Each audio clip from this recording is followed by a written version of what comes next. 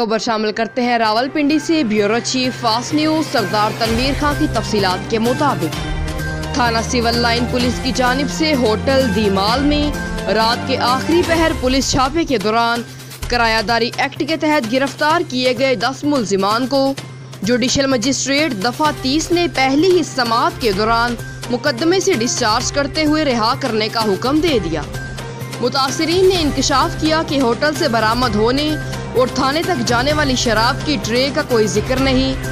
Hotel میں سامنے آنے والی خواتین کا تذکرہ بھی گول کر دیا گیا ہے۔ ہوٹل بیرا کو مینیجر ظاہر کر کے کارروائی ڈالی گئی۔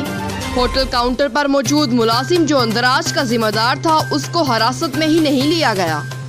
تصاویر سوشل میڈیا پر شیئر نہ کرنے پر فی فرد 5000 روپے لیے گئے اور پھر عدالت کی طرف سے مقدمے سے ڈسچارج کرنے کے بعد پولیس میڈیا سیکشن نے ان کی تصاویر اپلوڈ کر کے ان کی رہی سہی ساکھ و عزت کو تار تار کر دیا۔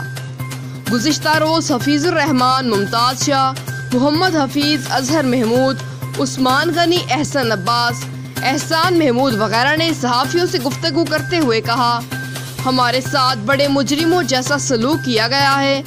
تھانے کی اہلکاروں اور افسران نے ہماری عزت و ساکھ داؤ پر لگا دی۔ انہوں نے آئی جی پنجاب، سی پی او راولپنڈی سے مطالبہ کیا ہے کہ اس چھاپے کی انکوائری کروائی جائے۔